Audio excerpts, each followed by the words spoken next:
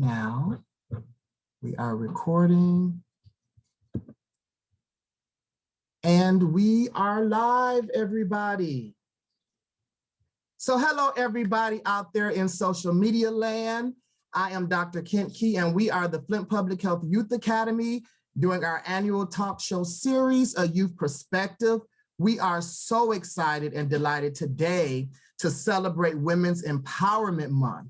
And so we have some awesome panelists who will share their stories, who will talk about their experiences with some of our interns from the Public Health Youth Academy, and to you, our audience. So I'm going to actually turn the show over to Kayla Shannon, who will facilitate this show, and I'll be back at the end with a very special announcement. You don't want to miss it. Kayla, take it away. Hello again, everyone. And as Dr. Kia has already said, welcome, welcome, welcome. I'm so honored and excited to be here with such amazing and impactful women. I already know that this discussion is going to be one for the books. So like he said, you don't want to miss any portion. So just to start us off, I'm going to give everybody the opportunity to introduce themselves.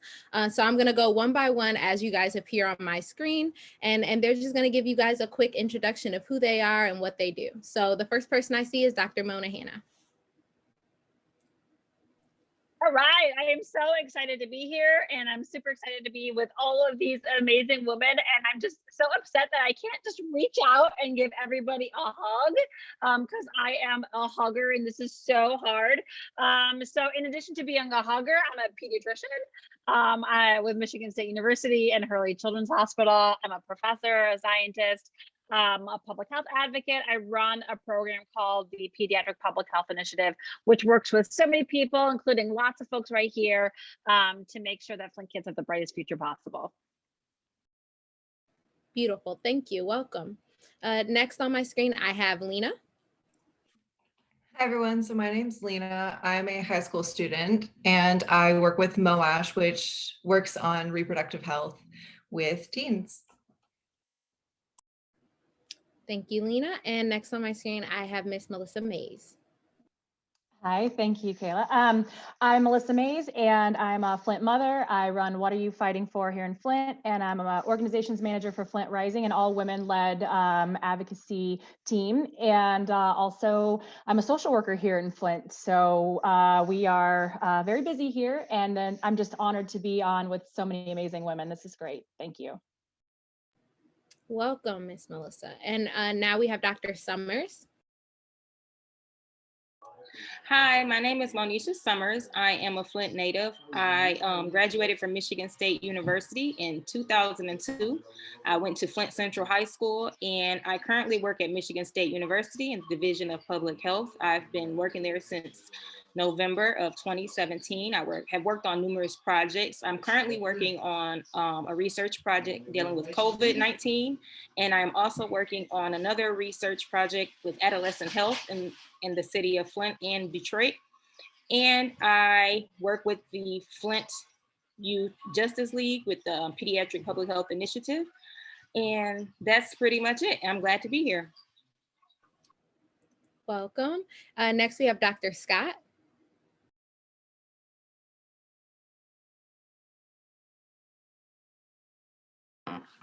Good evening, everyone. I want to first thank the organizers for inviting me to speak, and I'm excited, just like everyone else, to be counted among these women to share some perspective during this important month. I am a Lansing native, born and raised, and I did college at Tennessee State University, a historically Black college and university in Nashville, Tennessee, where I studied biology. I went to pursue my PhD at Harvard University in cell and developmental biology. So my first training is as a basic scientist, and I still love biology. But over the years, I've transitioned into public health, including getting my master's of public health from Harvard School of Public Health and family and community health.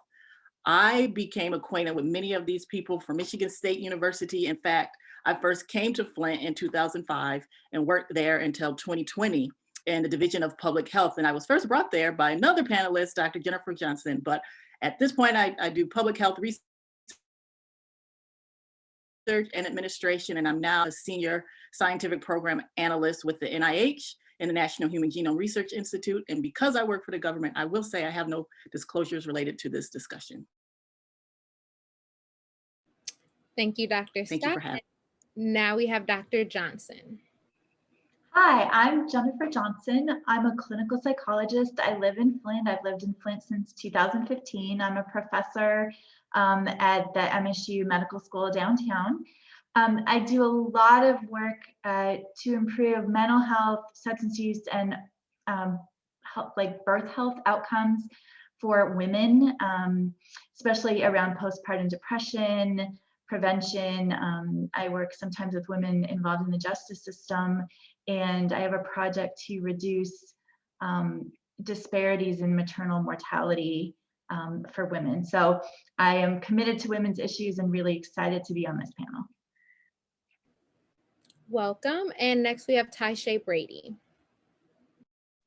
Hi, sorry about that. My dog wants to join. My name's Taisha Brady. I am a Flint resident, born here, lived here my whole life. And I'm a graduate of Carmen Andrew Baker Career Academy. So I've got some psychology knowledge and some ASL knowledge. So thank you.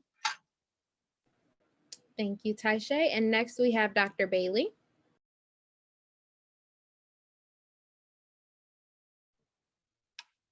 Well, good evening, everyone. My name is Reverend Dr. Sarah Bailey, and I was born, raised in Detroit, came back to Flint when I was younger and completed high school here.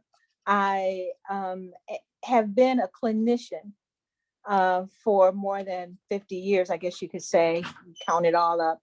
And I have worked in numerous areas with numerous organizations throughout Flint, hospitals, schools, and the like, unions and the like.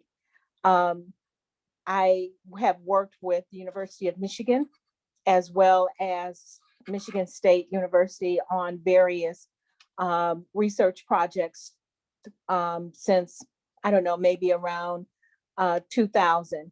And currently I am working with most of these people on a project or two. I wear a number of hats.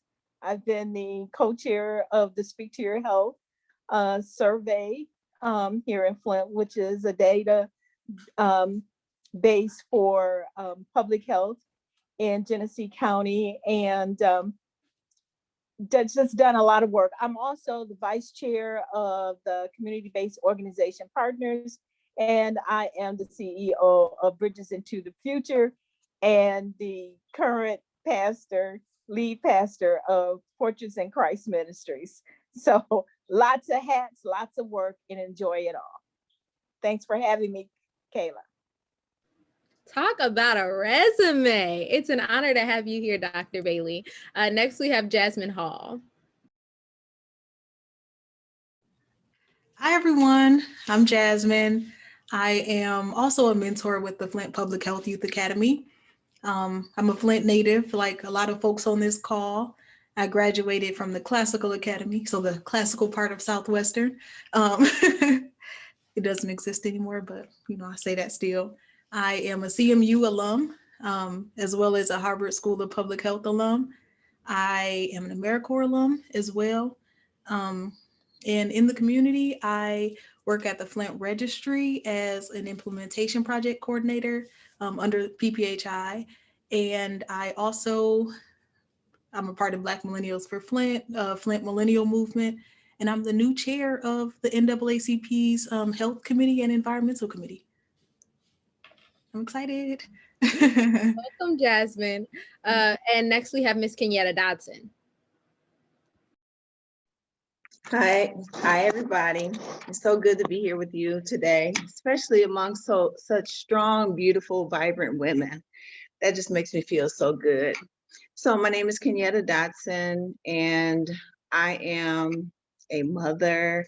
I'm a sister, a daughter, all those great things. I live in the city of Flint. Have lived here my whole life. I love to say it just happened not too many months ago, but I'm half of 100. And so I've lived here half of 100 years. And I love it, love it, love it. I am a social worker by profession and also by education. I'm pursuing my doctorate degree in theological studies. I work and serve at the Flint Registry and also pediatric public health um, um, over at Michigan State University. And I say work and serve because my work closely aligns with my purpose and my passion, because we're doing great things in the community and on behalf of families.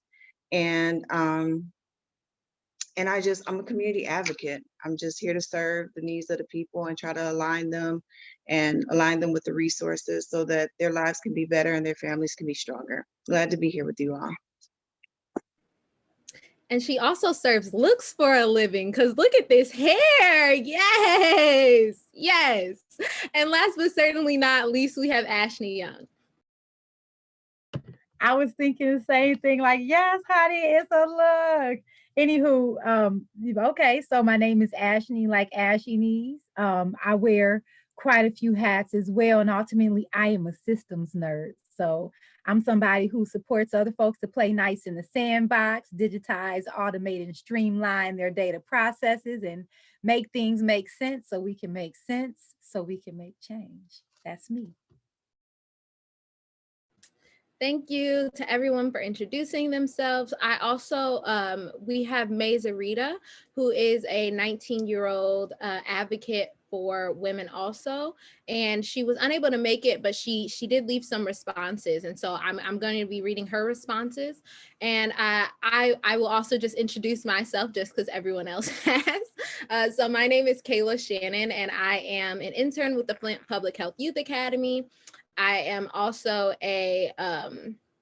will just received a promotion. So I'm now the youth co-facilitator of the Youth Advisory Council for HIV and AIDS at the Michigan Organization for Adolescent Sexual Health. I am a student at the illustrious Spelman College, and I am honored to be here with you all. So we're gonna hop right into the questions. But before we do that, I just want to preface to our audience that if at any time you have any questions for our Facebookers out there, we do have people monitoring the chats. And so if at any time you have a question that you'd like to raise to this amazing panel of women, just put it in the Facebook chat. I don't really know how Facebook works, but put it in the Facebook chat and someone will see it and we'll be able to answer it here.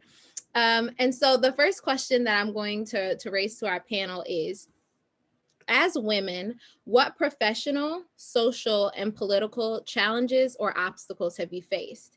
And then this is kind of a twofer. I can remind you of the second question if you forget.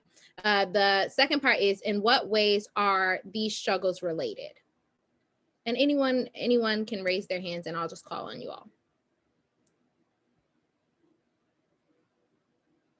Ashley?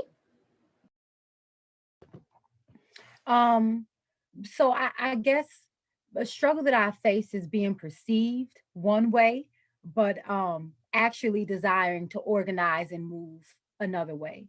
And I think it's interconnected because of really how society has conditioned us to receive femininity, to receive or perceive women. A few years ago, maybe like a decade ago, I had the privilege of participating in some sessions of Dr. Anthony Browder.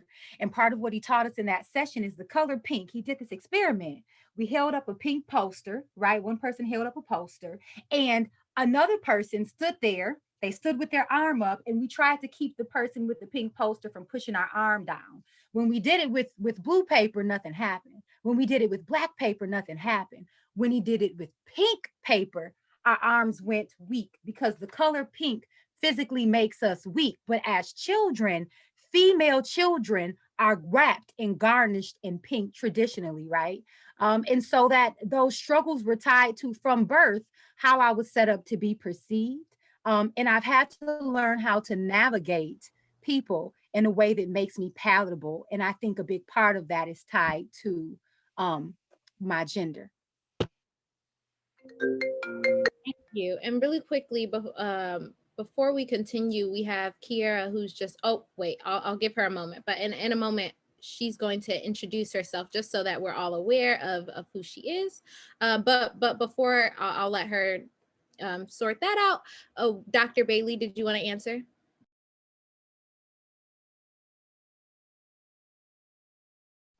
Yes, I'm on mute, so I had to come off of mute. Yes, as a Black woman, I have endured not only gender bias, but racism. Promotions did not come easy, even when the immediate supervisor was Black, because they were also taught to make me work twice as hard as everybody else to prove that I was just as good.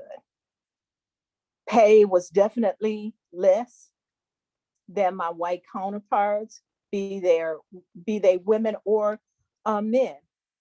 Recognition for my contributions was often lacking.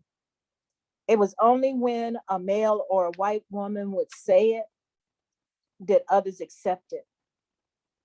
To the point where one of my white colleagues had to point this out in an open meeting, that 10 minutes earlier, the very thing that they were adopting and that they were saying, I had already said. So as a woman, it made me have to fight harder. First, to get through the gender bias, but then on top of that, I had to fight through the racial bias as well. So that's why I always had to be twice as good to be as good as anyone else. And that gets to be overbearing and tiring. Thank you, Dr. Bailey.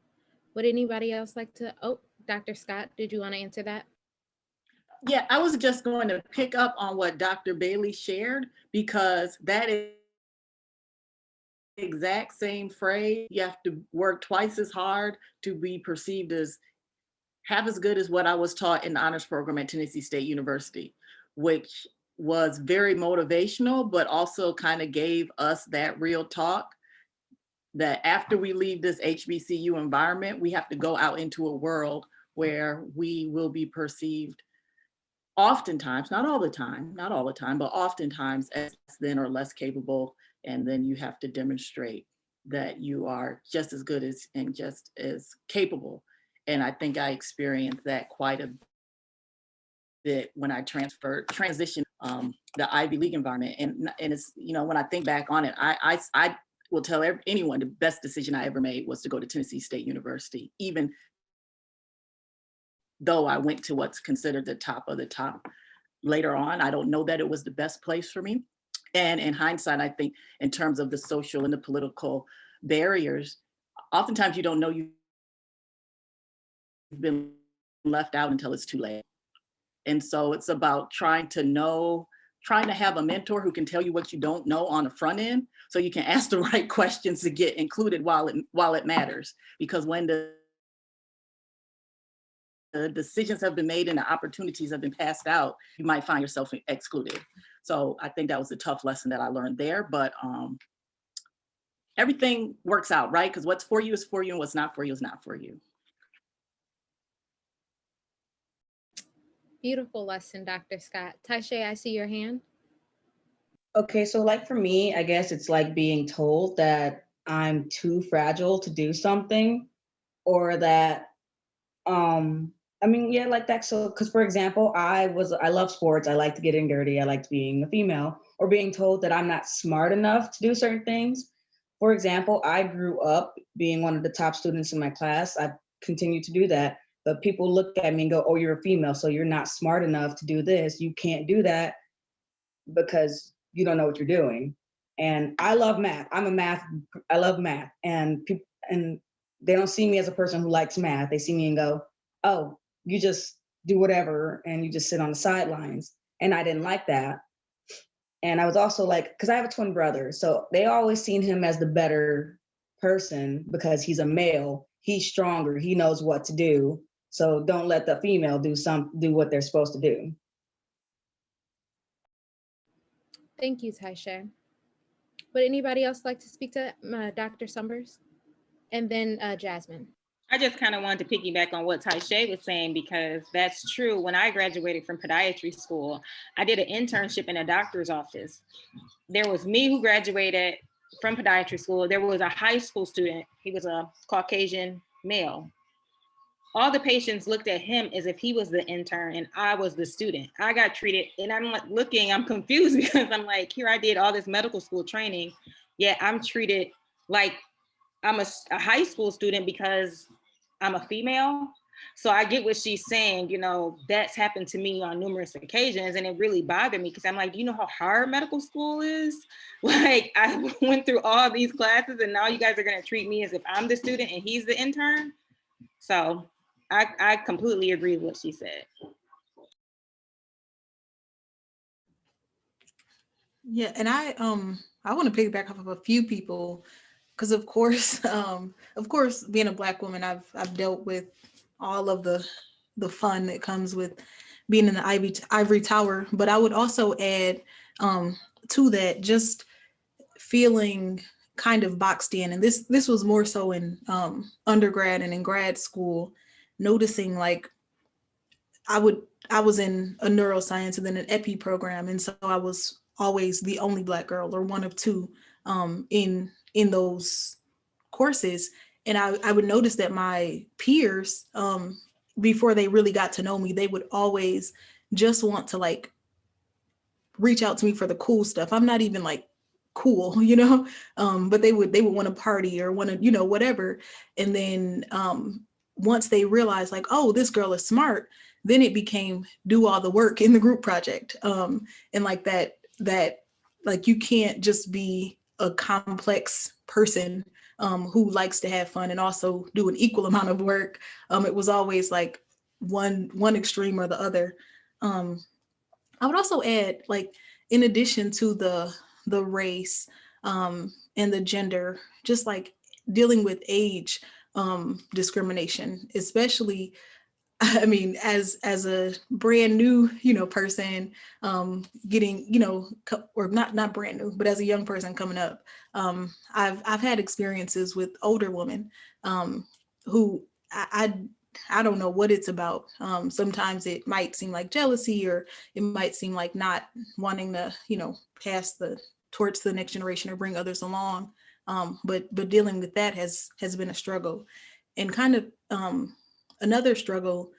And I think this one might be more, honestly, the intersection at, you know, social and political, but an issue of socioeconomic status. I remember first going to CMU, and I absolutely loved Central. It was my top choice. But I remember coming from the north side of Flint and realizing, like, even as the top person in my high school class, the resources that we had as far as our science education were not up to par with anyone. And remembering like, oh, you do have to honestly work twice as hard just to get to the baseline. And remembering how unfair I thought that was. And yeah, just not even realizing the extent to it. I remember in grad school having a speaker come in talking about homelessness, and it was a very academic conversation. And one of the students asked, how do people become homeless? And this speaker, who does so much work in the homelessness field in Boston, could not answer how people become homeless. And also thinking to myself, like, I am sitting in the front of this classroom at Harvard. I have experienced homelessness. I know the answer to this question, but I could not bring myself to say it because I was so shocked that in this, you know, in this classroom, in this group, folks had so much privilege that they could not understand what even could make you homeless. And so that really stuck with me. Thank you, Jasmine. And just to speak to this question, I actually began to take an intro to women's studies course this semester. I say began to because I had to switch out of it. I'm going back next semester. But on the very first day of class, our professor asked us the question, asked us, what do you think would be the difference? The main difference that you can think of if you'd been born the opposite gender, or if you identified as the opposite gender. And I was like, like I've never thought about that. I've never considered it. I mean, I was born as what society would call a woman, and I've always identified as a woman. But then I thought about it. And the first thing that came to my mind was, if I had not been born a woman, and if I had not been born a female and I did not identify as a woman, I would not have my body legislated about nearly as much. It wouldn't even, there wouldn't be the same dread even attached to elections or anything to do with the Supreme Court or anything like that. Like my body, in the literal sense of like my uterus, would not even be brought into question like as often, nearly.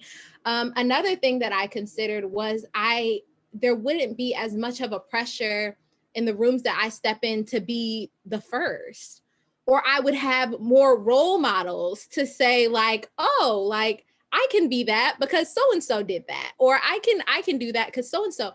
Even still, we are living in 2021, and it is still difficult for me to find Black women in our government, Black women in positions of power, women in general in positions of power. Like we are in 2021 in what people call the most powerful nation in the world. There are no, Dr. Mona Hanna just let me know, there are no Black senators currently, none. How do we tell our young Black women or our young women, you can do anything you want? And there are still people who are being the first today. And so I was just like, that's so crazy to me, because we don't think about, like, it's for men, or for men, people who identify as men, it's there's not that same, like, you don't oftentimes hear somebody say, well, he's the first man to ever do that. Like it's just not the same. And so those are the things that kind of came to mind, just as barriers that we as women still continue to face. And so I also want to bring up May's answer, but because I feel like she gleaned very important intel from this question. She said, the obvious answer is the struggle with her dead name. Because it was her name for so long and so much of her documentation was set up using it, there's a name barrier as a trans woman. There's also a level of tokenization in her work, not just as a woman, but more specifically as a trans woman.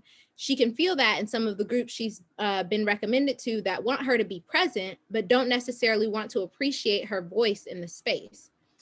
She says people aren't used to navigating identities and needs for trans people. It'll be a struggle for a while, but a part of her job is normalizing her perspective and educating about what trans needs are, which she feels comfortable doing. But that's not the case for all trans people. Some people just want to have a normal experience. A world created by men isn't oriented for someone who feels like they're a woman and wants to break free of all that, no matter how much you try to rope them back in. And then she says, politically, there's a tremendous amount of education she has to do on her experience, her perspective, her voice, and who she actually represents as a trans person. She has to often fight stereotypes, and socially, those stereotypes are almost never addressed. Instead, they are internalized, not given the chance to exist externally where we can discuss healthy ways to address them. We put up a barrier between trans women and trans men by saying you aren't allowed to ask because you don't know how to ask. It creates a bad feedback loop because no one is talking, so no one knows how to talk about it. So then she's forced to explain to people that she's not as extreme as they think she is. She's actually just a lot like them. And so that's May's opinion on that. Does anybody else want to speak to this question? Dr. Johnson, go ahead. Yeah, just quickly, there's a account I follow that's satire around sexism. And a couple of my favorite things that they've said is, they flip everything, they flip the genders, but it's satire. So they'd say, smile, it releases the hormone that addresses structural sexism. And then another one, for example, I'm sorry to inform you that my sister, a CEO, has decided not to recruit any men to her board because she has a company to run, not a charity. She would, however, like to thank everyone for their very worthy suggestions. So, you flip some of these things on your head. Or how about this one? Apparently, you're supposed to treat men how you would like to see your son treated. Unfortunately, I don't have any sons, so I have no idea how to treat men. Any tips, please? So, you flip some of these things around and you see how really ridiculous they are. That's it. Thank you. Would anybody else like to speak to that? I think that's hilarious. Jasmine, go ahead. That was, I have three things. So I think if I were born male, I would probably feel a lot safer in this world, literally in any place in the world.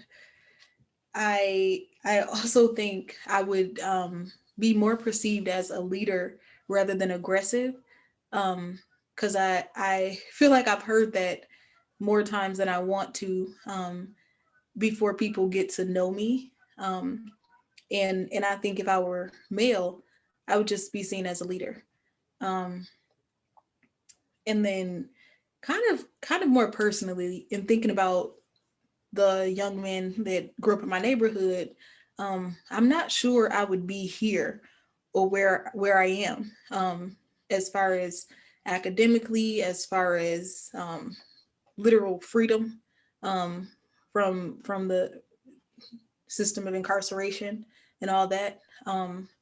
So I think things would be very different if I were male, both in positive and negative ways. So next, Ashni direct message me, and then we'll have Melissa, and then we'll have Taisha. So that was a really dope question. A few things off top, right? I feel like, okay, if I was born a male, I probably would have waited in a lot more lines, especially in that like young to mid 20s. Me and my girlfriend, we just knew we was fine. We ain't waiting no lines. And I don't know if it applies the same way on the other end, right? So that's the thing. I also think about in terms of just how I've learned to navigate people. I imagined if I were male, my approach at times would have been less like sweet, and maybe more of a different tone, as I feel like as a woman, I can go from like super stern to also like super sweet, just depending on what'll work better. So I imagine that may have been a little difference too. But then also finally, I think maybe if I were born as a male and I continue to identify as a man through my life, then also I imagine that I can't remember my third answer. So must not be that important, huh? That's what I got. Actually, I think you bring up such a great point in saying I had never thought about how many times I'd said something and I meant what I said and I said it the way I said it for a reason. And then I try to be like, like, but it's fine, or whatever you think or whatever you guys think. But really, it's like, no, like I said what I said, I meant what I said, and I said it that way for a reason. So thank you for bringing that up. Maybe I'll stop doing that now. So now we have Melissa Mays, and then we'll have Taisha, and then Kiera, and then Dr. Scott. So I just wanted to piggyback off all that and say, I think that if I was born a man, it would be a lot less exhausting, because it's trying to shape myself to be what I'm going to be, how I'm going to be received. So when we started fighting for the water, the first thing that we were saying when we were saying early 2015, the water's bad, this is going on, there's bacteria, there's heavy metals in the water. We got called a bunch of bored housewives with nothing else to do. I'm like, man, I got 2 jobs. I got, 3 kids. I'm raising my niece. I'm also managing bands. I'm a tour manager. excuse me, like I got nothing else to do. I'm a bored housewife. Okay, fine.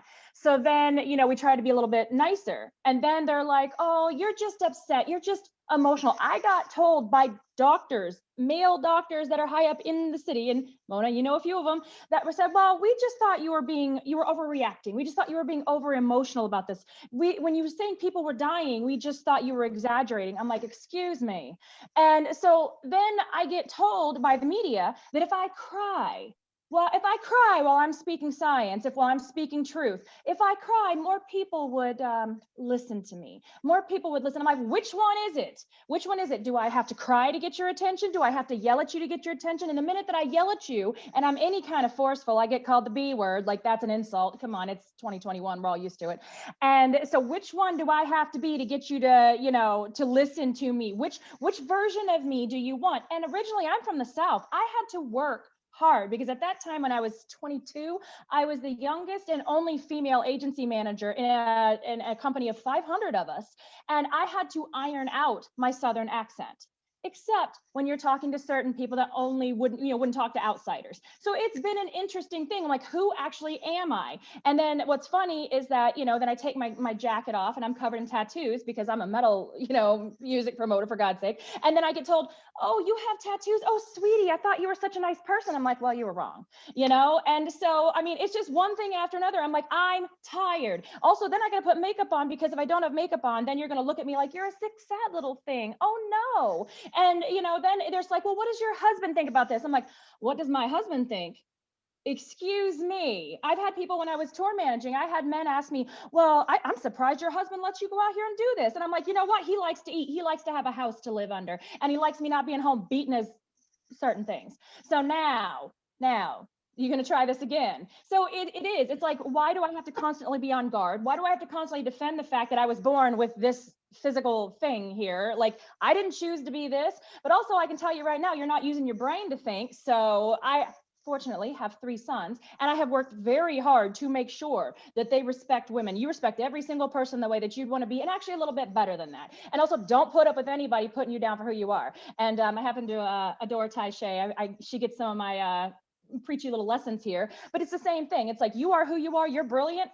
You be you. And if they don't like it, oh, well, that's on them. So that's probably my best advice. Not saying that's going to be successful because some people may escort you out of state government buildings because you no longer are being nice, but it's something you can live stream and be proud of. So that's that. I think it would just be a lot less exhausting if I could just stay me, hoodie, boots, t-shirt, tattoos out, and, straight foul language if I feel like it.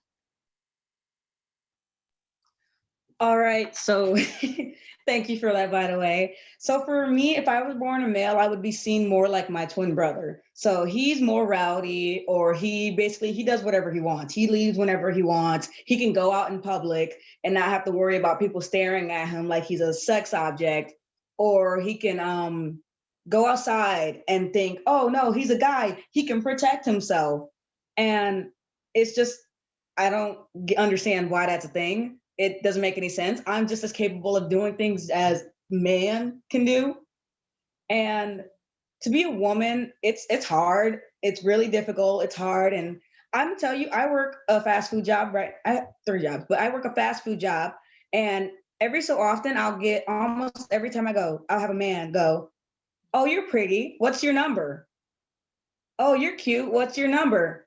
Oh, you have a boyfriend? Are you sure you don't want a sugar daddy? Excuse me? I mean, thank you, but no. You guys get what I'm saying? It's something that I don't want to be seen as. And I'm seeing, if you're a male, you're just like, oh, you can take care of yourself. You know what you're doing. You just can sit back and kick your feet up and relax like you're a big brain CEO, and it's a hard stereotype to live in. And a lot of thing is, when you're a woman, you're stereotyped, like Melissa said, and a bunch of others said, to be the housewife. You stay home and take care of the children, or you'd be a school teacher, or something simple like an accountant, or crazy things like that. You don't see a lot of women like Melissa, Mona, a bunch of you guys on here doing stuff like that, because if you see them doing that, they're seen as attention seekers, or people who just, like she said, you're bored, you don't know what you're talking about, or they try to get rid of you. They see that you know what you're talking about and they try to get rid of you. So they force you into not doing it by bribing, threatening, or possibly murdering you off. And a lot of women will take that because they are afraid, but a lot of women won't, because a lot of women should stand up for themselves. And I mean, for example, I'm sorry for putting you on the spot, Melissa. So I've heard that you've been given bribes, even from the movie. They've tried to bribe you not to do such things, and they'll tell you to keep your mouth shut. And, you know, proud of you, you won a settlement, good job. And so yeah, that's it. Thank you, Taisha. And I want to say really quickly before Dr. Scott's going to speak, and then I saw Dr. Bailey and then Dr. Mona Hanna. I was wondering if you guys could speak to your experience with people not referring to you by doctor, and if that has been a struggle and what that struggle has been like. If you all could speak to that. Okay, so am I up? Kayla? Okay, so I wasn't gonna answer the question about if I had been born male. I wanna give a shout out to Taisha because I'm also a twin and I have a twin brother. So everything you were just saying resonates. The point I wanna make, and then I'll answer the question about not being called doctor, is a lot of what I learned and the restrictions that were put on me as a female child and now woman, we have to own it. We learned it from our mothers. So as women, I don't have a bio daughter, but I have a lot of young women that I am, and I have a goddaughter who just turned 21. I'm very intentional about not restricting her and letting her be exactly who she is, the way she's gonna be. And if I'm correcting her, it's the same type of correction I would give her if she were a boy. So there's that piece. And then how to solve it. Like, we as women are so powerful, we literally birth the next generation. We just don't have babies with men who don't respect us. And so that's just gonna cut that down, cut that out. Like, we're just not gonna do it. We're not gonna procreate for you if you can't act right. So in terms of not being called doctor, I think, sometimes you don't know what it is. Is it because I'm a woman? Is it because I'm Black? Or is it because I'm Black and woman? Or is it because it was more the case 10 years ago, but is it because I still look kind of young? So I will say that some of my socialization makes it hard for me to correct people. And I know that socialization is linked to me being a girl child. Like in our prep call earlier this week, Dr. Johnson corrected, and this is how we came to this question of not being called doctor. So it's great to be in teams where people see your value, are willing to speak it for you. So then I don't have to navigate, and that's my own issue to continue to work on and resolve. Navigate the issue of telling someone, well, you need to call me Dr. Scott. Now I've started, but I will say I do it, and it's a mask because it still feels uncomfortable. And so, as a woman, I have to challenge myself. And if you ever feel like that, then I'm challenging you as well. To have permission to be who you are, what you earned, all of it.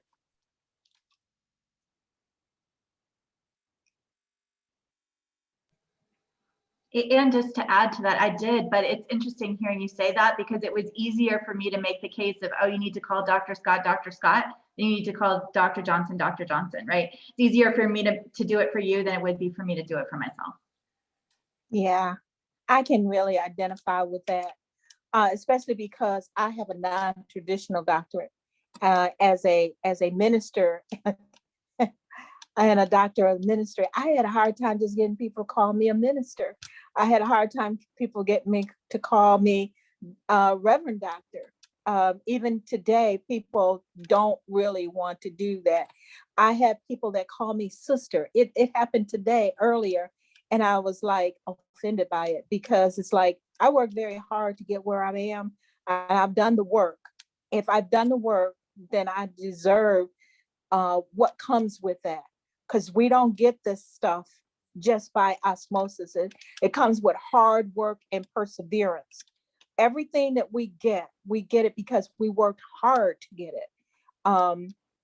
And I really do understand what Dr. Johnson says when she is saying it's easier for me to fight for you more often than it is that's the mother in me than to fight for myself.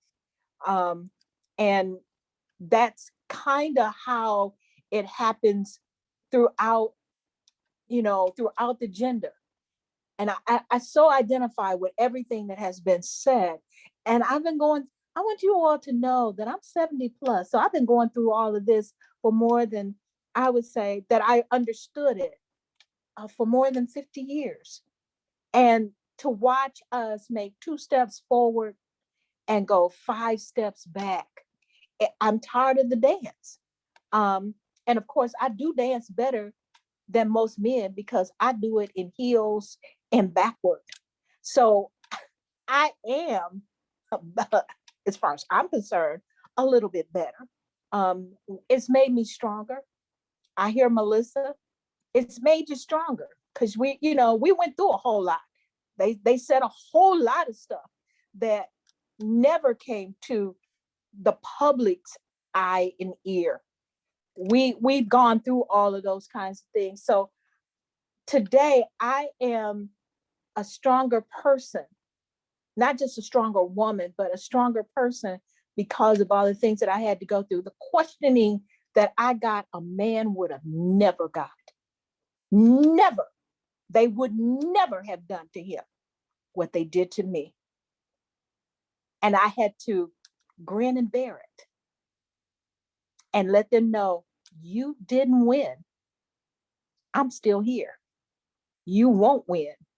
I have determination, and I am determined to bring somebody else along with me. I know when Kayla asked me, she said, one of the questions I think was something along the lines about other women, and I had that same question come up today from someone, and my thoughts on that is that I don't have to disparage any woman because I got my own shine. Your shine doesn't bother my shine. I want us all to shine. We need to glow brightly. And as a matter of fact, I want you to shine greater than what I did. Because if you only shine as much as me, I didn't do my job well. And to do my job well, you got to shine more because I had to raise you higher so you could be seen. And any woman who is that has not raised herself up to be able to receive the fact that she is to raise up others is having a real problem with herself. And it has nothing to do with us. And we don't have to worry about it because that's on her. She will learn that if you raise up some other women around you, you won't have to fight these men so hard because you'll have other women that can give a punch and take a punch with you. I just have to say, I don't even have words to say, but I just have to say, chills. I have chills. Dr. Mona and then Dr. Summers. Oh, there's so much to say and there's so much to respond to. Everybody has shared so much that I can relate to. And when you first asked, like, what would your life be like if you were born a guy? And I got really sad. I mean, like, I consider my gender a superpower. And every single one of you, I see the superpower in you because of your gender. It has what has made us so passionate, so powerful, so caring, so strong, such incredible leaders. And that is not an accident. I think, that is a big part of our gender. So I would be I'm so glad I'm a girl. I am so glad that I have this voice. And I don't know if I would be loud enough or strong enough or resilient enough if I hadn't been a girl, because it's my experiences that as a woman that, you know, I think have made me stronger to be able to do this work now. So when you asked about being called doctor, so I, you know, to this day, many times, it happens at least once a month. I walk into, for example, a patient's room. You know, somebody might be on the phone. They're like, "Oh, I got to go. The nurse is here." So that happens all the time. I don't think about that. And when Jasmine was talking about kind of ageism, when I was starting as a physician at the Children's Hospital in Detroit, people would look at me and they'd be like, do they call this a children's hospital because the doctors look like kids? Like, are you sure you are a kid's doctor? Wait a minute, you're like you're my height is often an issue. You're like my kid's taller than you. Like, are you sure you know what you're doing? And you know, I could care less if I'm called doctor or not. I think, and so many times when people ask me like, what do you want to be called? And my response is often just Mona. You know, I think that really breaks down barriers, especially when we are trying to be as collaborative as possible. So I don't care as much about this title, but I care about the title when everybody in a room is introduced as doctor and they're all men, and then they're like, and this is Mona. I'm like, no, you can't do that. If it's just me and you, then Mona's fine. But if every guy is a doctor and I'm Mona, then that's not okay. So it's very situational as well. And I got up and I pulled up this book. It's called A Book of Gutsy Woman. It's written by Hillary and Chelsea Clinton. I recommend it. It's really cute. It chronicles over 100 gutsy women over time, and it really also has some great history of kind of the systems in place that have purposely created this oppression of women. So I recommend it. And I want to just I want to read a little bit that somebody else touched on about lifting others up. So it says in the book, it was about the girls and women that we were pulling up. So many of them were the first, but they didn't want to be the last. So, you know, I am here today and you are all here today because of our efforts to be mentors, to be leaders, to be role models, and to pull other women up. So often, you know, I try to make a practice every day of grounding myself with like, why did I wake up today? Why did I go to school today? Go to school forever. Like, why do I do the work that I do? Why do I work constantly? And for me, it always comes back to the kids, obviously, but also to young girls, especially young brown girls who see in me and in all of us what they can become. So once again, my gender is a superpower, and I think we have all borne witness to the superpowers here on the screen. So we'll have Dr. Summers speak, and then Lena's going to give comments. So I was just going to respond to the doctor comment. So for me, I don't care because of how people have made me feel about it. So I did graduate with a degree. My degree is in podiatry. So I work in a public health department, you know, the Division of Public Health at Michigan State. So it is different, but it's still a doctorate. But being in a room where everyone is called doctor, and then I'm the person that's just like, oh, this is Monisha, it can be hurtful because it's like, I went to school for 11 years. I have student debt. And I'm not saying people have to go out of their way to call me doctor, but I just feel like I don't get any respect at all because I have a doctorate and it's looked at as different. And so a lot of times, even like outside of work, even like people like that are my friends and they may know I have a doctorate. Sorry, that's my son. And they just say, does she really have a doctorate? Because I'm not working as a doctor. So people treat you differently. So I will say that people have made me feel so uncomfortable that I don't even like to say that I have it. And that's one of the hardest things because it wasn't my goal was to become and work as a podiatrist, but God had a different plan for me. So whatever that plan he has for me, I'm gonna follow, but it doesn't mean that I have to be treated differently because of the route I decided to take. So for some people, I feel like if I was a man I feel like I would be called doctor. Even if I was working in the same, a research assistant, I would be called a doctor, I feel. Or if I was a different race. But I feel like because I'm an African-American woman with a DPM, I'm treated differently. And so we can be in a room and people say, oh, this is Monisha, but everybody else is a doctor. And that it is kind of hurtful, but I've gotten used to it. But sometimes people have to just realize and understand that that person earned that degree, show them the respect. And if they tell you, hey, it's okay, you don't have to call me, like Dr. Mona said, I don't care, you can call me, whatever. I mean, you can call me Mona, you don't have to call me Dr. Mona, that's the same way I feel. Like, just show me the respect. And then I'll probably more than likely tell you, you don't have to call me Dr. Summers, just call me Monisha, but people don't even give that respect. And I think that's one of the most hurtful things. I would even go as far to say, if you identified as a man or were born a male, you might even get called doctor by accident. As Ashley brought up in the chat, Dr. J get called doctor and he ain't even go to school. He ain't even do no work and they call him doctor. So next we'll have comments from Lena. Thank you. So as a transgender woman, I kind of can speak to the whole like being born a man and then not, dealing with that. So when I was younger, I would go for late night walks and stuff to like clear my head.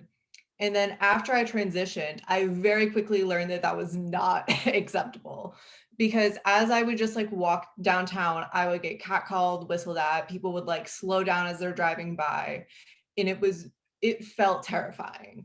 And so I feel like what a lot of people don't realize is like how different things are between the two, especially men. They will look at it and be like, oh, well, there's no difference. Like, women look at men all the time, and it's like, they look, that's it. It ends at looking. What men do is they will make it obvious that they're looking, they'll catcall, they'll all of that. And so it can definitely be unnerving, because I feel like I also have to work hard to like be like, I am a woman, like here's who I am as a person. It's been especially hard at high school because everyone grew up knowing me as a boy, and so that was kind of difficult to like overcome, because I had to then prove it and almost kind of put on a hyper feminine persona just to be recognized as a woman. And I feel like that's kind of an experience that a lot of people can relate to, because Billie Eilish was like absolutely ripped apart for not wearing like traditional women's clothing. Like, she wore baggy sweatpants and a baggy t-shirt, and everyone's like, oh, like that's not normal for women. Like, you have to be in like a frilly dress or something like that in order to like be recognized. And I feel like it's not acceptable to have those standards in place. Thank you, Lena.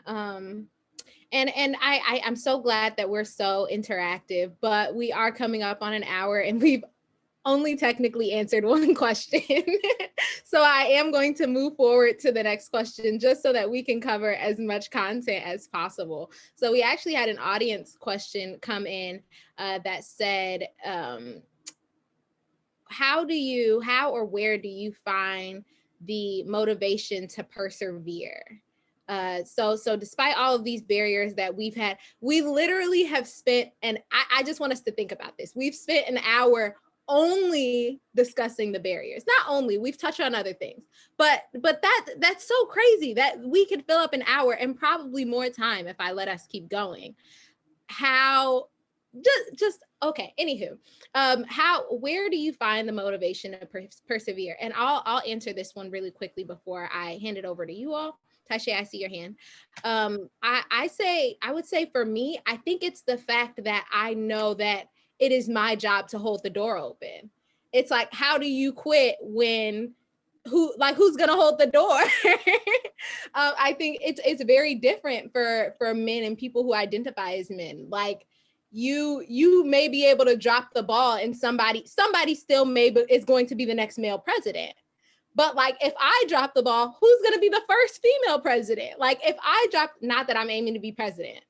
Let me stop that. But like, who's going to be the first if I drop the ball? How will the women after me be able to continue? Like, so that's my motivation. Just the fact that I have younger sisters, and I know that there are young women who are looking at me like, what's the next step? And I also know that there were women before me who held the door. So how dare I, after they spent all this time, all this work, all this effort, 11 years in school, how dare I give up before I've even reached the door? And so, yes, that would be my response to that question. So then I see Taisha wanted to speak, Dr. Bailey, I see you, and then we're going to go, okay, no, we'll go Taisha, and then we'll go Kiera, because I accidentally skipped her earlier, and then we'll go to Dr. Bailey. Okay, so I'm sorry, repeat the question. I forgot my answer. Sorry, the question was how or what keeps you motivated to persevere? Okay, so for me, what keeps me motivated is the fact, so I mean, I grew up in a poor household. I have 9 biological siblings. I was in the foster care system twice, and my whole motivation is to prove that I can become better than what other people can, believe that happens to people in the foster care system. Out of all my sisters, I'm the only one who's graduated high school and is going to college so far. And I think that is a major accomplishment. Even like my 2 older sisters, they didn't finish high school. Even my twin brother didn't finish high school. My younger sisters, they don't count, obviously. But I mean, even then, I have my 2 older sisters, they've had children. One at 17, one at 18, and even one of my younger sisters had hers at 15. I'm still standing. I'm not going to go into those stereotypes that since I'm Black, I'm a female, I'm not going to make it as far as other people can. I'm going to prove to the world that I'm better than what they think. Who knows? Maybe I'll one day be like on the news, being a sign language interpreter, motivational speaker, all that jazz, because I'm just going to say it. Women are powerful. Women are good. Like Dr. Mona Hanna said, we have superpowers, might as well strut them.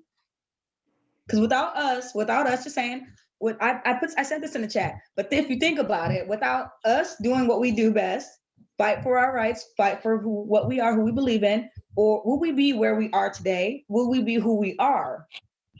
Like, would you be a social justice worker? Would you be doing water? Would you be the Flint water crisis? Would you be a female? Think about it. Would you still be where you are today?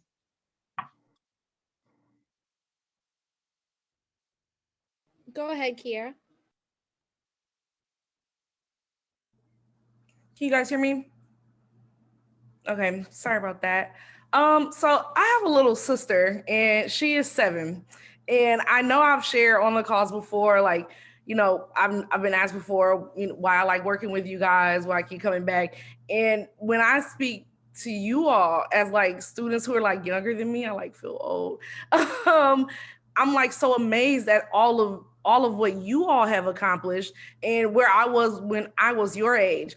And like seeing my little sister and talking to her at 7 is like talking to an adult. And it's funny because when we were younger, the level of punishment and chastising was very different. So we don't do a lot of that. And it's funny because she'll say something to me and I'll react in my head like, no, ma'am.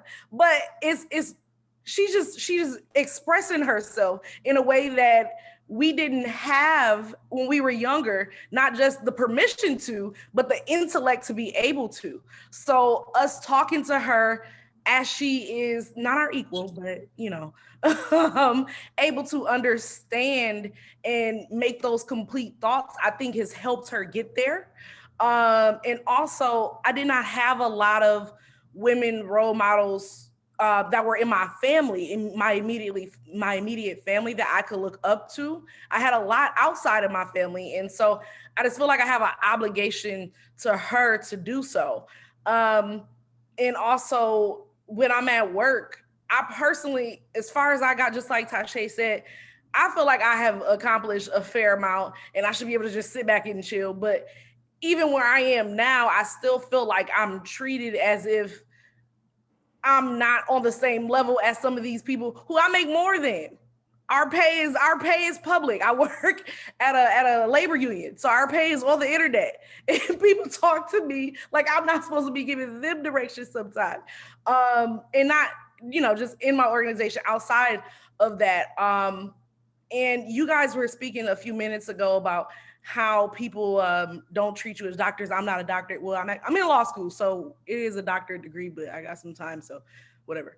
The story I was going to share though was actually about, I just went to go get my first COVID vaccination, which I'm delayed for doing, which is another story. But as I was rescheduling my COVID vaccination, this guy who had pulled me out of line and went to direct me to this lady, he's talking to her and he's explaining all this stuff to her, and she at some point she just ignored him and she's talking to me, right? She's a Black lady, she was sitting down, everybody else is standing up, and she got all my information, she answered answered all the questions I had and had me in the system.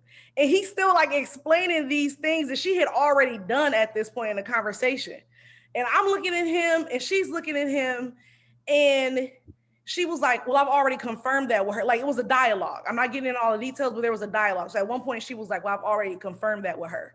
And then he said, well, I just wanted to let you know for the future, like when it's a situation like that. And it re-explained the situation that she had just worked out herself. And then she didn't say anything. She was just looking at him. And when he finally walked away, I said, is he a doctor? And I asked that because of all of the things that had led up prior. But in short, there were several people that he encountered before he took me to her. 2 were minorities and 2 were white. The 2 minorities that told him one thing, he then went to someone else to get a different answer from them before he took me to this lady. And I told you all that backstory. When I asked her if he was the doctor, she said, no, I'm the doctor. And I was like, are you kidding me right now?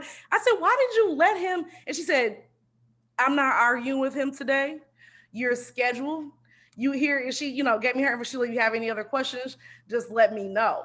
And I was actually really upset that I couldn't get my shot today. And I had told her what somebody else said. She went over to talk to him and she came back and she was like, listen, if you had just went to him, then I would let him deal with it. And I would let him, let you go on if you want to. Basically, I had already got a shot and I didn't know that. They didn't ask me that before I got there. And you're supposed to wait 14 days before you get another shot. And it was day 13. And so I wanted it that day, but whatever. She was like, if you just went to him, then I would let him deal with it. But now that you've come to me, in a rare chance that something happens, I said, you know what?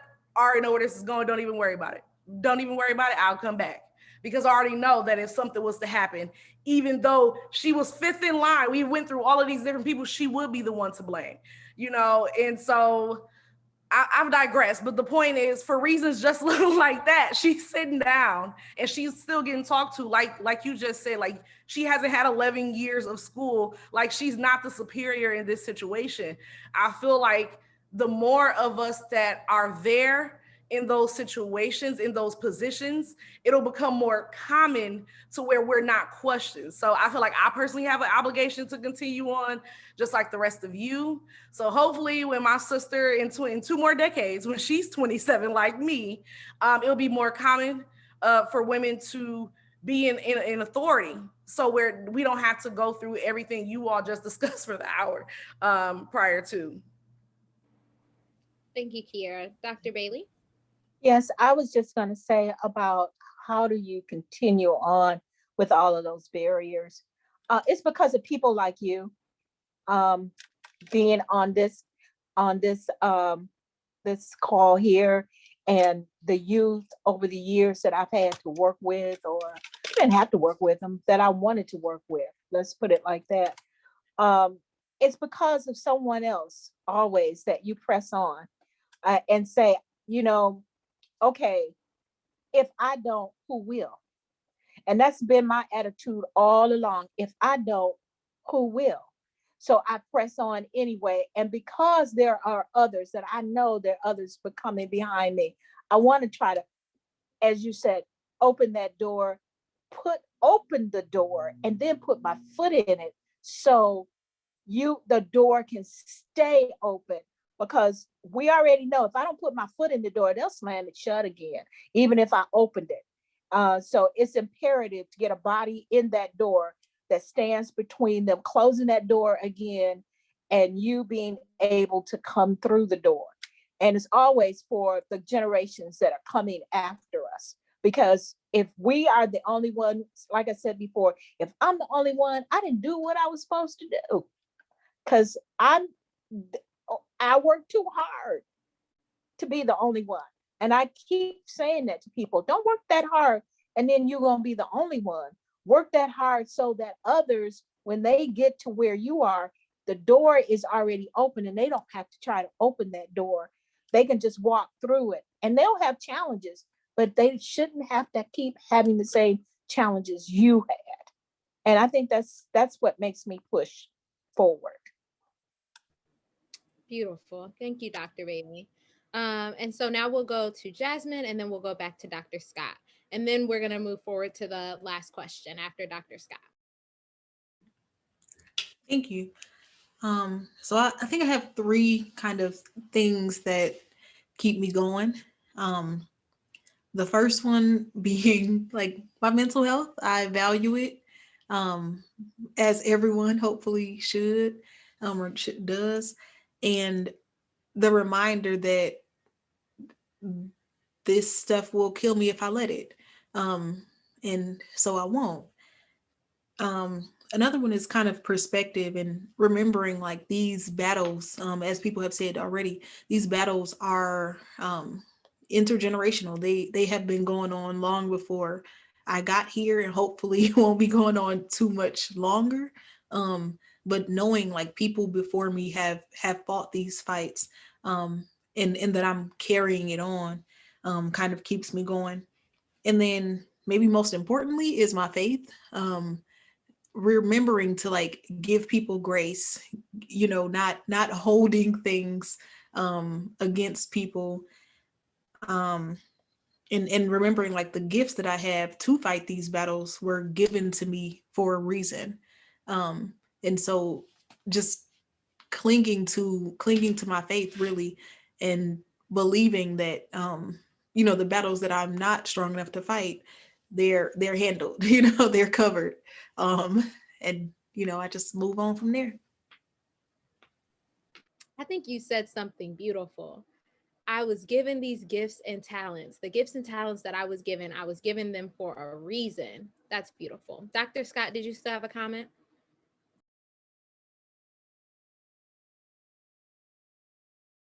Jasmine said what I was going to say, so in the interest of time, I won't restate it because she said it so beautifully.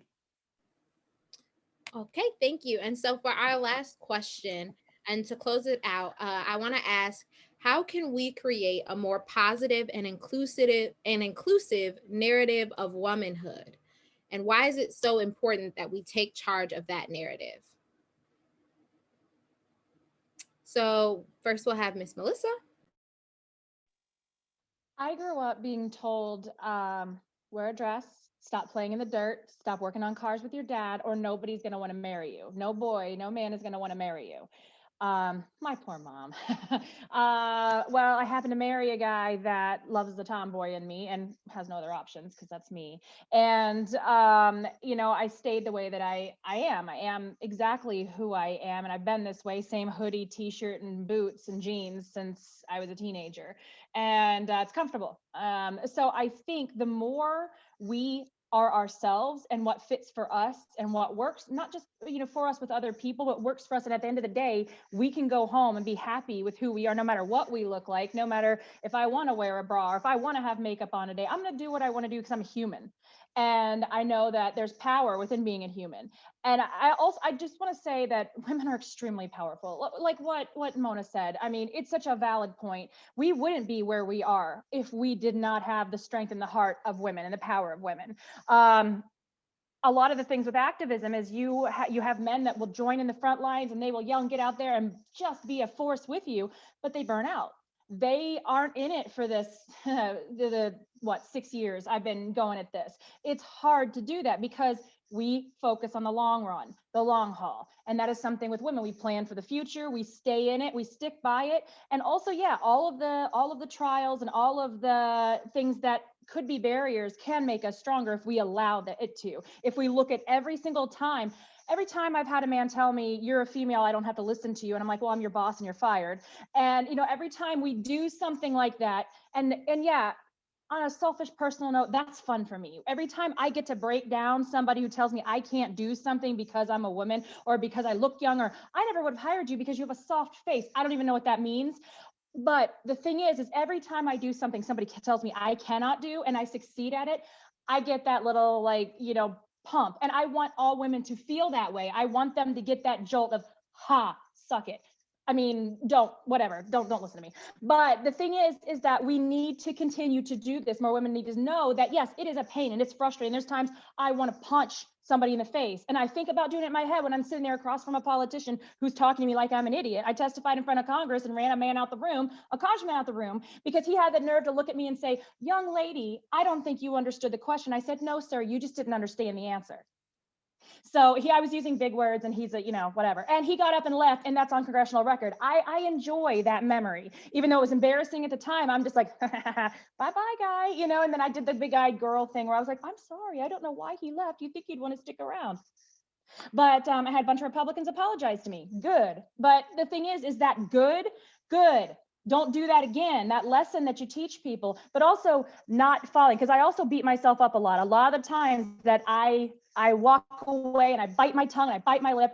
And just like Dr. Scott said, you got to push and don't let yourself change yourself, mute yourself, because I was told as a young lady, my mom tried to send me to Miss Manners School. I did get kicked out. It didn't work well. But the thing is that society tries to form you into these, you know, like Lena said, you're gonna wear these little frilly dresses. Oh, if you want to wear it, if you don't, fine. But the more of us that do this and fight and succeed and win and stick to our guns, the better it's going to be. But we all have to do that. And we all have to, like Dr. Bailey said, we all have to continue to, we have to stick together, fight together, rise up together, and also be ready to take all the other young ladies with us. And I don't have daughters, but I expect one day, a long time from now, hint, hint, that I will be a grandmother, Taishay, hopefully long time down the line. I hope I have some granddaughters so I can teach them to be like me, but better. So that's the thing, is that we all have this ability, this power to be able to be exactly what we want to be. And as long as we keep chipping away at that wall and kicking down those doors and putting our foot in the way and our bodies in the way, we're going to be able to do that. And I think that's what keeps me motivated. And I hope it does with everybody else, because as you all know, you all have the little thing, that your little smiley face when you win, when you get, even if the win is small, it's still enjoyable. So as long as we can continue to build off of that and, you know, join in and talk to one another and, you know, have our time together, our sisterhood, and continue to, you know, kick it down. Okay, we can do this and we can make a real difference. Thank you so much. I just love how much gusto you have. Like it just gives me so much joy. And I want to say something really quickly. And then I'm going to give it off to the rest of our ladies to close it off. I want to say something that hasn't necessarily been mentioned, but I just want to bring up the idea that your womanhood isn't tied to your ability to bear children. Because I feel like this is an issue that a lot of women struggle with. And as a woman who hasn't tried to have children yet, but who has had their fertility shaken, I'll say, I guess, that was like such a big worry to me. Like I was like, am I less of a woman if I can't one day have kids? And I just want to say that the answer is no. The answer is no. And even if for you being a mother, first of all, you don't have to want to be a mother because you're a woman. But second of all, even if becoming a mother looks like something different to you, like it doesn't make you less of a woman. And I just wanted to bring that up really quickly. So now we'll have Dr. Scott and Dr. Scott, and then Ms. Kenyatta Dotson, and then Taishay.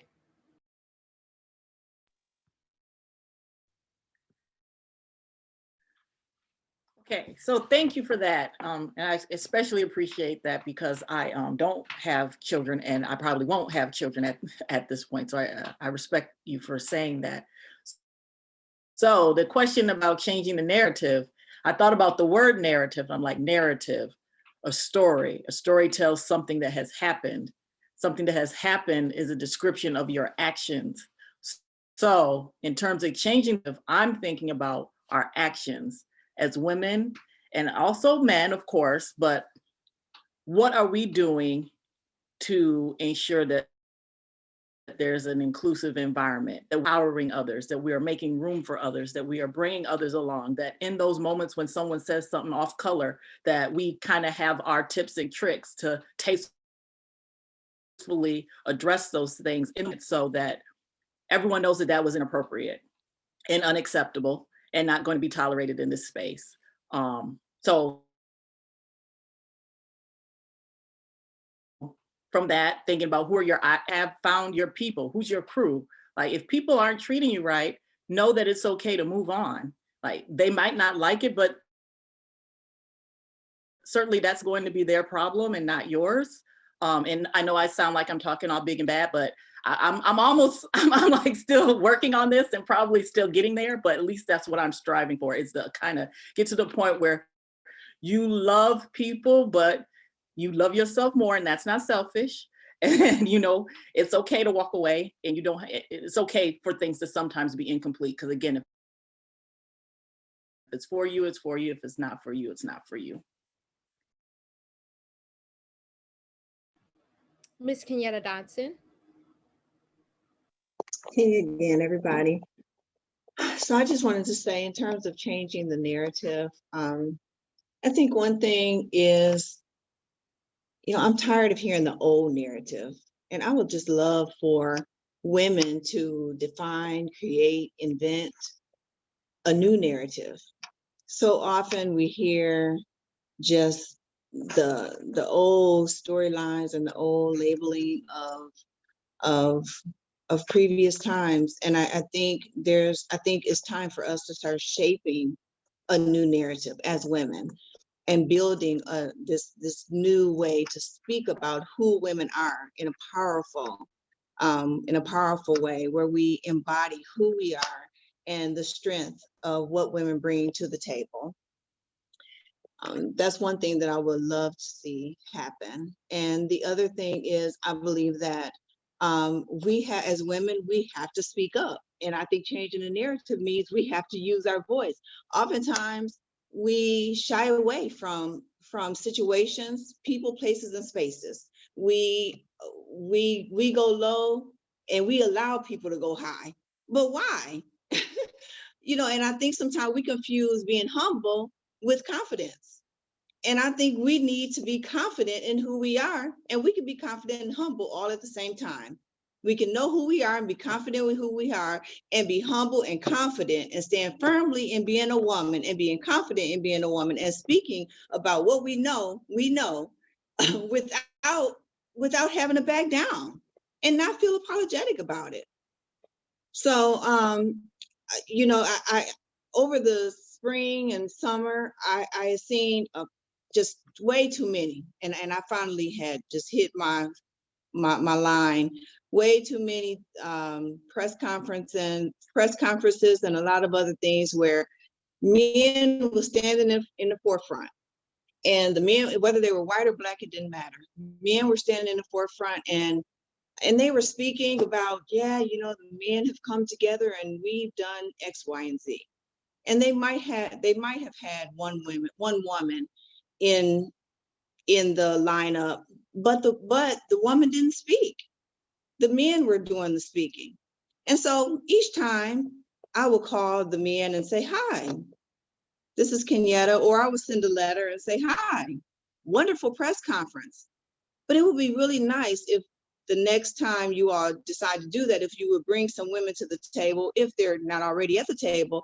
And if they are at the table, if you can also bring them forward to the press conference that you all have that's publicly shown. And for the most part, I know some of those women are the mouthpieces for what you presented on at the press conference. So they're the brains behind in the room.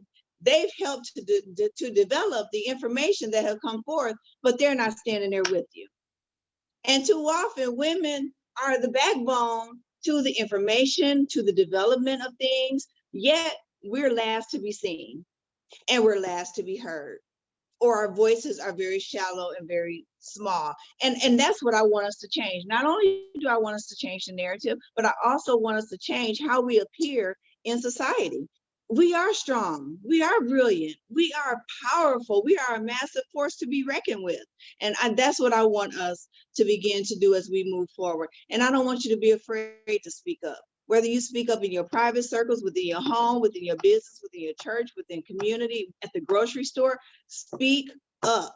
Utilize your voice and your strength to be the woman that we all know you are and that you know you are too. Thank you. Tashay, do you still have a comment? Okay. So Yeah, I'm sorry. We'll have Tashay. Nope, no problem. We'll have Tashay, and then we'll have Kiera, and then Ashley's going to be our last speaker. So for the thing is, what are we going to do to make, stuff like that better? In my opinion, we basically keep doing what we're doing, but make it more, out there, more initiative. And a lot of times us women will sometimes back off and let the men take care of what we should be doing, speaking up, making things happen. And I'm honestly, it's amazing watching the youth nowadays because I think it was Kiara about her 7-year-old sister. They say the most craziest things. And the more you teach them to be themselves and not to let anyone change them, the more they are going to be better off for the future in expressing themselves. So in a sense, hold conventions, hold Zoom calls and everything to help other women express that they don't need to be hidden. They don't need to be blocked outside of they don't need to be the computers for other people's projects. And of course, keep yourself up, keep going, show the world that what you were made of. And I'm proud of all you guys. You guys did really good, and keep up with your hard work, and you guys are going to be something special. Thank you. And now we'll have Kiera and then Ashley. I just wanted to add, because I was listening to Dr. Bailey earlier, and she was talking about how she doesn't make people call her doctor, and the situation she's in at work. And it is hard a lot of times to tell people to treat you the way you deserve to be treated in a professional environment, especially if they're your colleagues or your supervisors. But one thing I've made a point of doing, especially now that I'm back in school, is making sure my contemporaries are on the same page. So no, sir, I have 3 degrees and this is my 4th, but trust me, when I say I know what I'm talking about, I don't have to look it up. So you can take my word for it. You can go ask somebody else, because you shouldn't have been wasting my time in the first place. So let's start there. It's like that. And it's not even just men sometimes. My best friend is a PA, and this is not her first time saying it, but I just saw her tweet recently again, one day we're going to have a conversation about Black women who don't help build each other up, who try to keep those women who are coming after us down, and actually not just won't mentor and help out, but actually put in place extra barriers. And I am fortunate enough to only have had experienced that in the legal industry one time, but I do hear people talking about it in the medical field a lot, and that is disheartening, because it's number one, science says at some point you're going to get old enough to have to retire, ma'am. So I don't understand why you're making it this hard. But aside from that, there is enough room for everybody. There is. And like I said earlier, I keep coming back to you guys because it is very apparent to me that not only are there people much smarter than me that are younger than me, that they have many different experiences. All of us don't come from the same place. And even if we do come from the same place, we don't have the same experiences. So being able to talk to someone younger who, I know a lot of my friends, we got our first cell phones in 7th grade, and the new kids are they were born with cell phones and stuff, So I'm still, I thought I was tech savvy, but I'm still learning stuff. But it's important to always stay open-minded and always be appreciative of those above and below us, because I don't think that you learning what I have done and how I did it, I know for a fact it's not going to affect what I'm going to do in the future, how much money I make, or what people are going to allow me to do or allow me be a part of. We might just both be a part of it. So yeah, that's all I have. Close us out, Ashley. Close us out. Oh, but it hit me so hard, right? So how do we change the narrative? Like going along with what everyone said, but like what Kiera just said just now, being our most authentic selves, hair, face, personality, vernacular, whatever it is that might be. Because what I've learned during this pandemic is, you know what? I don't care enough. I was born, I'm going to die. I have to make the most of what I have right here. Some of us believe when we leave here, we're going to go on to see God. I want to be right when I get there, but I don't have the energy to pretend to be anybody else. So, you know, in this time, I got a few clients. We meet at 7 a.m. in the morning with our bonnets on. I go to meetings and I talk how I talk and I act how I act. And you know what I found? They go with it. Why? Because I've never met another me. I legit am the bomb.com and what it is that I do and whatever might have kept folks from receiving it before, I've been consistent in being me and they don't have no choice but to accept it. And so I read the Hood Feminism by Mickey Kendall, Dr. Mona Hana Atisha. Dr. Mona, she put up her book, so I'm gonna pull mine up too, right? Notes from the women that a movement forgot. And she says here, and I'm gonna keep it real short and real cute, right?